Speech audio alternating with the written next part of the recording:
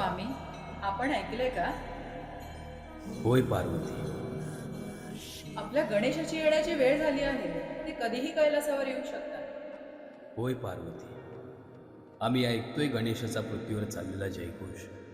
आम्ही तर आतुर झालो आहे त्यांच्या भेटीस. एवढ्या आतून होऊ नका पार्वती. बाळ गणेश येतच असते. आम्हास चैनच पडत नाही आहे. कधी त्यांना पाहतोय असं झालंय.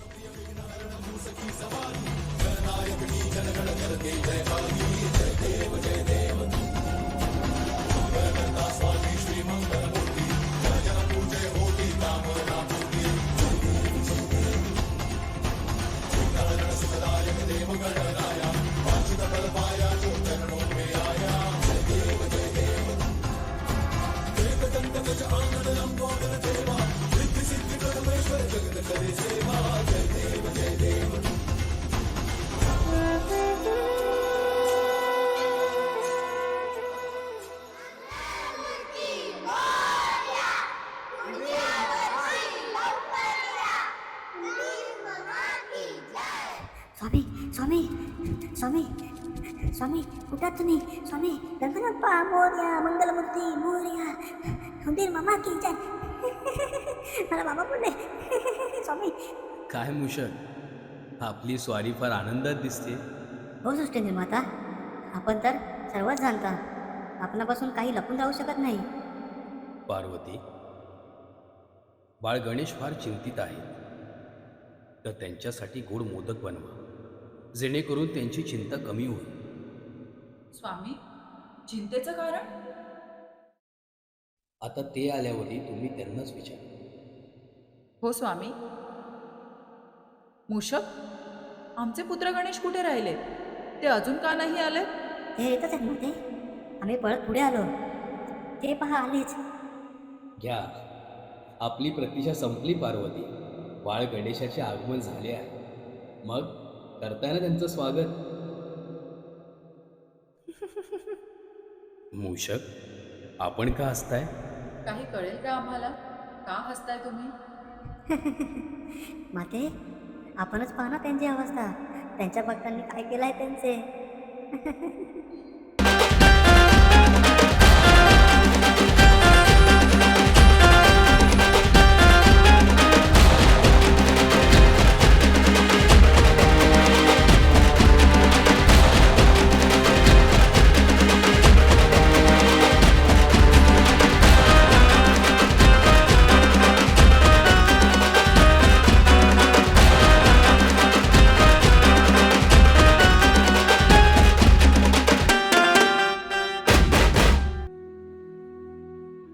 पुत्र गणेश, काय ही तुमची अवस्था?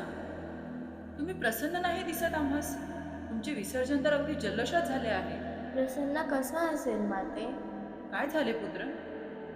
आम्हास कळेल का काही? पुत्र गणेश, या, बसा इथे.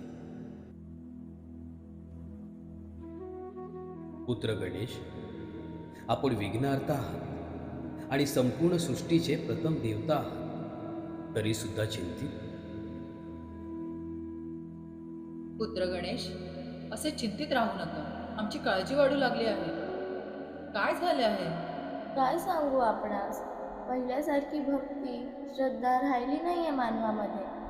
आपल्याला तर माहितीच आहे, पृथ्वीवर जेव्हाही आमचे आगमन होते तेव्हा आम्ही किती उत्साही असतो जाण्यासाठी. आम्ही अत्यंत आनंदाने पृथ्वीवर गेलो होतो, पण तिकडे आम्हास काही गोष्टी पाहून खूप त्रास झाला. कोणत्या गोष्टी गणेश? आधी कसं होतं, पहाटे लवकर उठून भक्त आमची मनोभावे पूजा करायचे. थोडा वेळ मंत्रजाप करत आमच्या समोर बसायचे, अगदी आमच्या भक्तीत तल्लीन व्हायचे. मग आता काय झालं? आता तसं राहिलेलं नाही माते, कोणाला वेळच नाही आमच्यासाठी. असं का म्हणताय पुत्र गणेश? होय पिताश्री, हेच सत्य आहे. मग पुत्र गणेश, तुमच्या आगमनाची जी तयारी चालू असते ती मोठ्या जल्लोषात असते, ते उगाचच का? हो, आमचे आगमन तर जल्लोषातच करतात, पण ते फक्त देखावा राहिलेला आहे. कोण किती समृद्ध आहे त्याचं प्रदर्शन प्रत्येक जण करीत आहे. त्यात कोणाचीही भावना किंवा नीती चांगली नाही पिताश्री.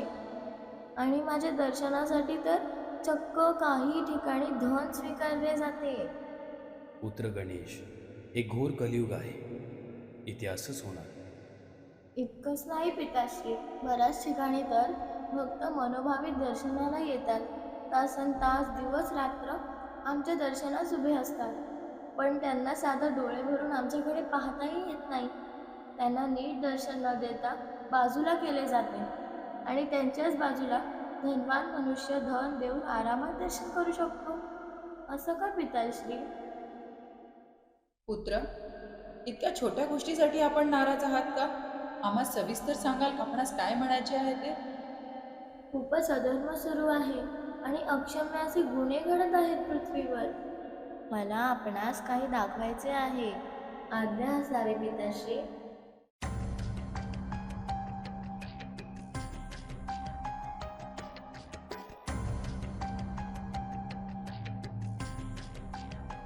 ते काय आहे सर्व पुत्र गणेश? हो माते, हेच आम्हाला आपल्याला दाखवायचे होते. पृथ्वी तलावर खूप अपराध सुरू आहेत. घरात माझा वास असताना सुद्धा काही लोक मदिरा पिऊन येतात आणि याचं त्यांना काही वाटत नाही.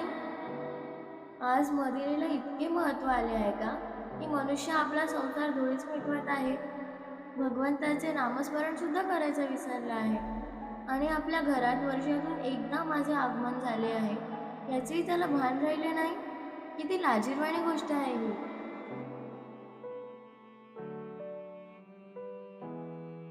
माझ्या दर्शनाला आलेले मानव चक्क दर्शन सोडून मोबाईल या यंत्राचा पुरेपूर वापर करतात आणि माझे दर्शन तसंच राहून जाते. त्या यंत्रात इतके व्यस्त असतात की आजूबाजूला काय सुरू आहे त्यांना काहीच फरक पडत नाही.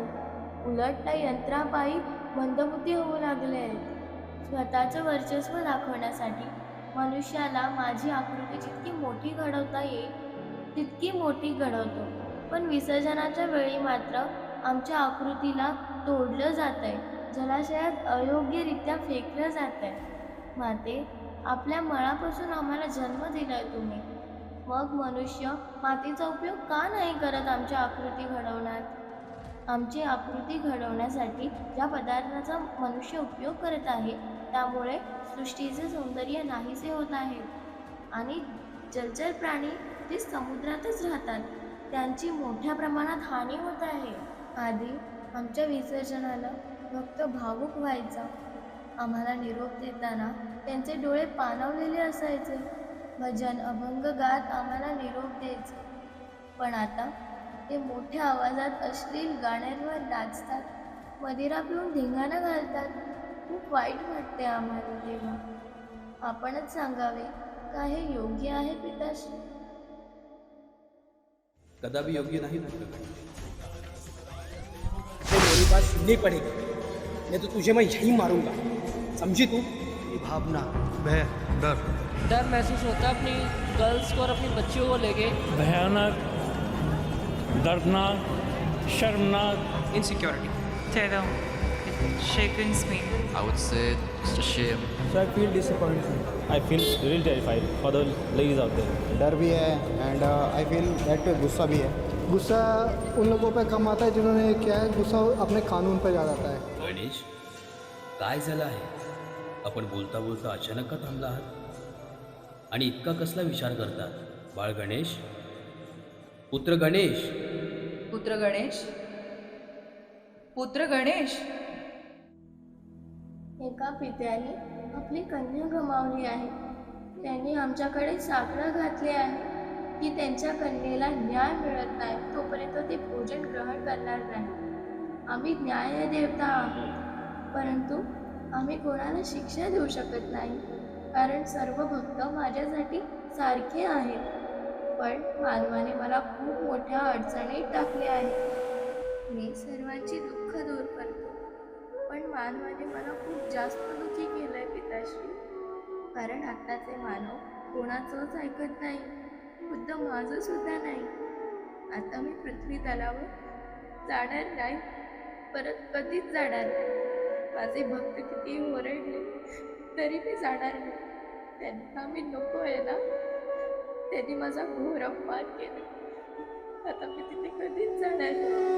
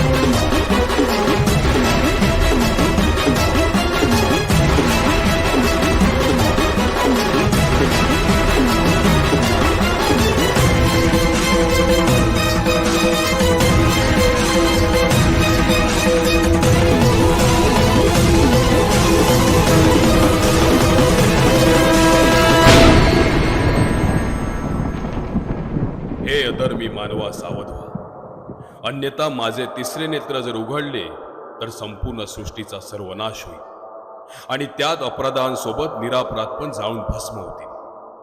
मृत्यूलोकी जे घडत आहे त्याला कारण म्हणजे कलियुगातील मानव. पूर्व 27 महायुगातल्या कलियुगात जे घडले तेच या 28व्या कलियुगात सुद्धा घडत आहे. मनुष्य अधर्मी, स्वार्थी आणि असुरी वृत्ती आत्मसात करीत आहे. मनुष्य जर असाच मर्यादा सोडून वागत राहिला तर पृथ्वीवरील प्रलय येणार निश्चित आहे.